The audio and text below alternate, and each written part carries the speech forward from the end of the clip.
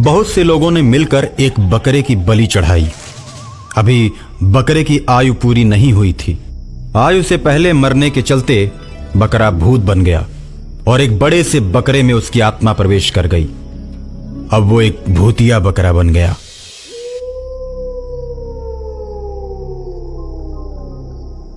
भूतिया बकरा शहर के सारे बकरों से बहुत ताकतवर था। वो बस नाम का बकरा था, लेकिन शक्ति के मामले में शेर की तरह था।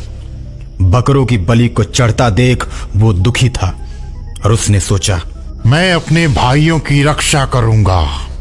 इंसान मेरे भाइयों पर बहुत ही जुल्म करते हैं। अब मैं जुल्म को बर्दाश्त नहीं करूंगा। बहुत हो चुका। मेरे बहुत से भाई मारे जा चुके हैं। मैं उनके ऊपर किए हुए अत्याचार का बदला लूंगा और उनके बलिदान को व्यर्थ नहीं जाने दूंगा। ऐसा मन में सोचकर जहां भी मांस बेचने वालों को देखता वहीं पर रुक जाता। मांस बेचने वालों को अकेला पाते ही वो बकरा उनको मौत के घाट उतार देता।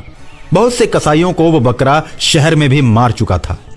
शहर में बकरे की चर्चा होने लगी कि बकरा शेर की तरह जिधर से भी गुजरता है। लोग डर की वजह से भागने लगते हैं। एक दिन वो बकरा एक मंदिर के पास गया। मंदिर के पास बैठकर आराम कर रहा था। वो गर्मी का समय था। बकरा पेड़ के नीचे बैठा हुआ था। तब तक 2-4 लोग एक बकरे को टीका लगाकर और माला पहनाकर मंदिर में बलि देने के लिए ले जा रहे थे।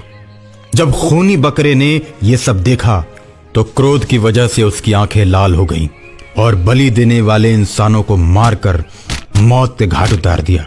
मेरे भाई, तुम भाग जाओ या फिर मेरे पीछे पीछे चलो।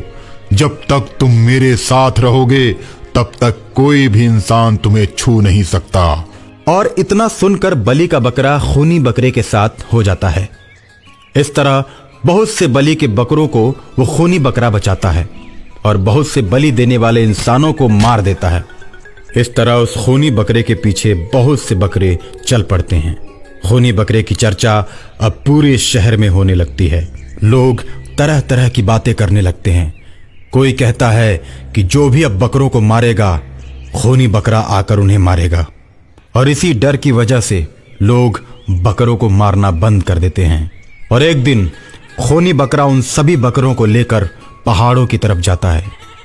सभी बकरे रास्ते में जाते समय हरी हरी घासों को चरते जाते हैं और इंसानों से दूर पहाड़ों पर जाकर बस जाते हैं, जहां वे भर पेट घास चरते हैं और नदी में उतरकर पानी पीते हैं।